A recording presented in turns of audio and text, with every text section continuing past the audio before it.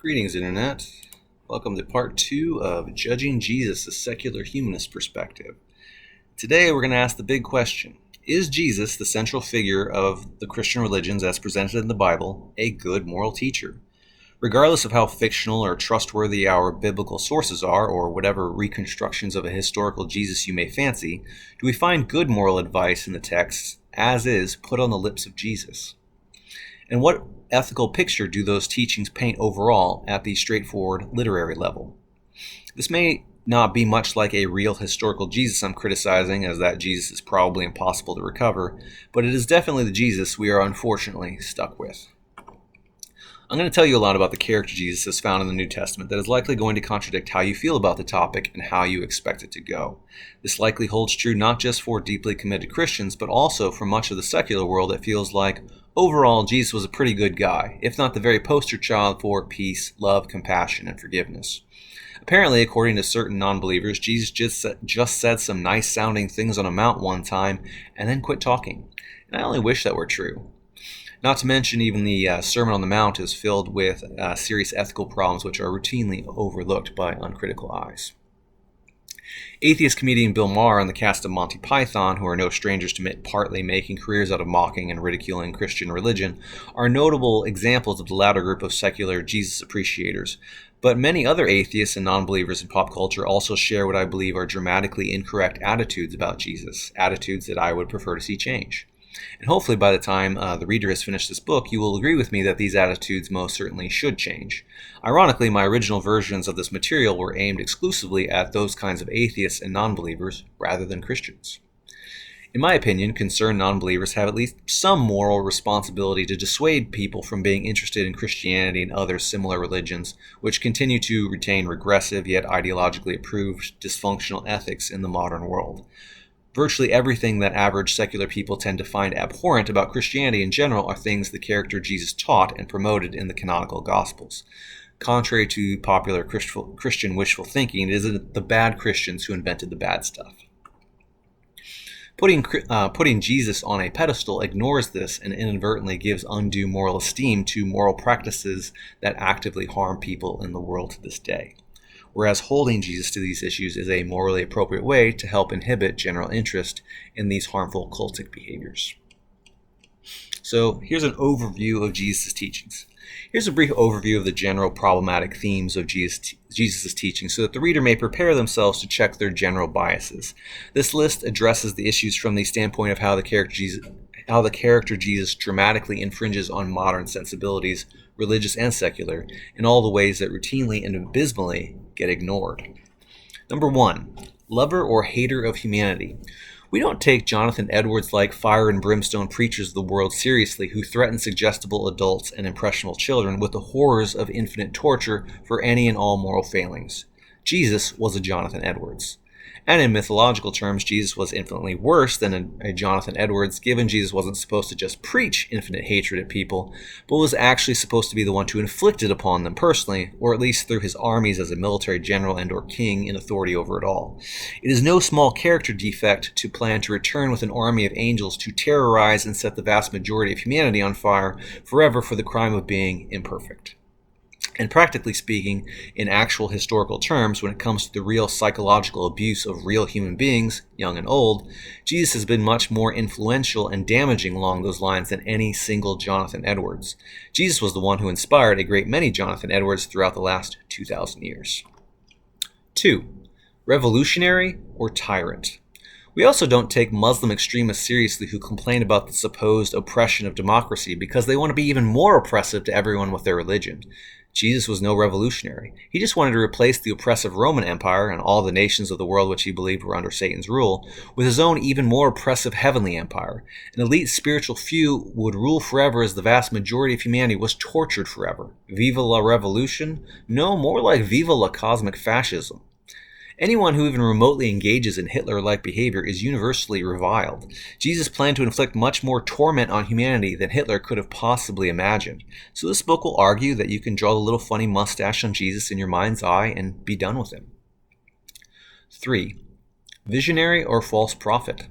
We don't take the herald campings of the world seriously who lead their flock to personal ruin with fake prophecies of the end of the world. Jesus was a herald camping. With the exception that Jesus has been much more influential and damaging along those lines, and was the one who inspired a great many herald campings throughout the last 2,000 years. 4. Progressive or regressive. We don't take people who prop up the fine details of Mosaic law seriously, any more than we take the people who prop up the Code of Hammurabi seriously.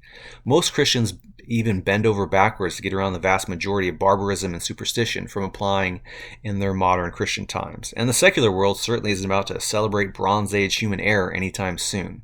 However, Jesus was head over heels for the fine details of Mosaic law and told us anyone who blows off even the smallest point is completely doomed. Modern counterparts to this type of religious fanaticism called theonomists and Christian dominionists are as highly esteemed as their Islamic competitors who wish to inflict the 7th century version of Sharia law on the great-grandchildren of the Enlightenment.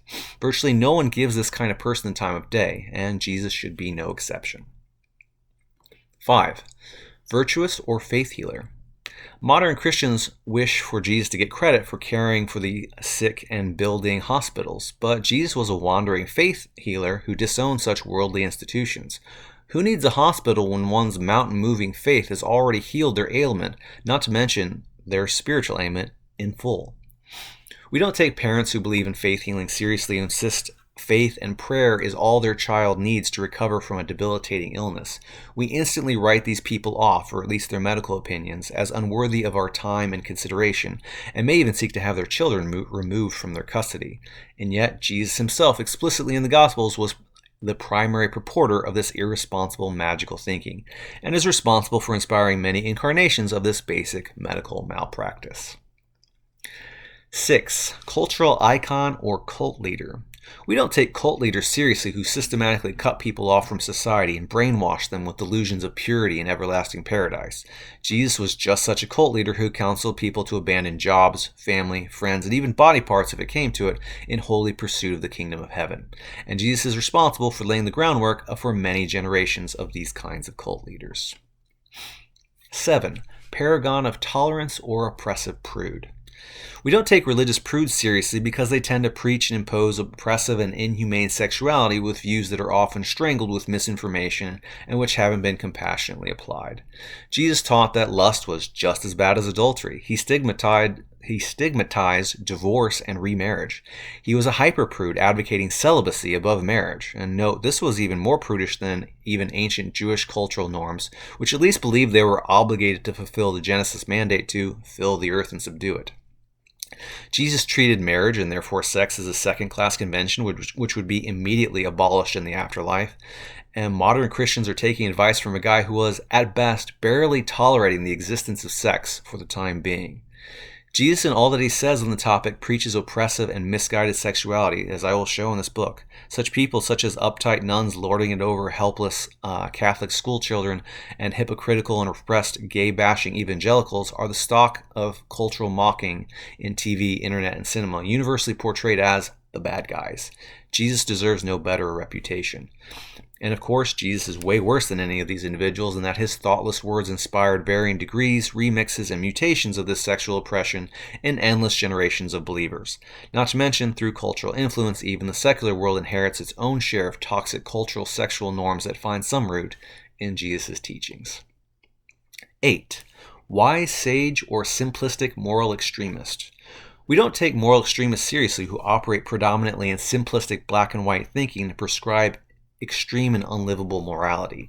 Jesus was a superstitious and sadistic perfectionist whose morally extremist teachings are found to be contextually reinforced in the stories as morally extreme. We can tell metaphor and exaggeration from really meaning it from context, and the context is reliably there, as I will show in this book. Jesus describes his own views as extreme. Jesus' disciples reliably react to his extremist teachings how few Christians ever do, and Jesus and his disciples actually lived the extremes on many points. Everyone who decries simplistic black and white thinking as a lazy mental vice and disregards the unnuanced opinions of those who engage in it should readily disregard the majority of the wisdom of Jesus. And Jesus to this day gives extremists and black and white thinkers all the rhetorical ammo they'll ever need to engage in harmful extremism and continue the simplistic moral oppression. 9. Jesus or second coming of Jesus. In this case, Jesus is even labeled properly and it still doesn't tend to culturally take. Ironically, anyone claiming to be the second coming of Jesus is instantly considered in desperate need of serious long-term psychiatric care. Yet this diagnosis is not merely because someone is delusionally copying some ordinary, otherwise sane moral person. Believing you are literally the son of a god and ruler of reality and lone savior of humanity is a strong indication in and of itself that you are hopelessly narcissistic and incredibly delusional. Who in the secular world would flaunt the wisdom of such a madman? No one. Well, surprise, Jesus in the gospel was in fact just such a Jesus. So, summary. If what I've outlined about Jesus above is actually just an accurate, general description of Jesus' teachings in the Gospels, wouldn't it be entirely appropriate to condemn Jesus in public discourse when the topic comes up? Wouldn't it be embarrassing, not to mention negligent, to publicly praise Jesus from a secular perspective, even on his good points?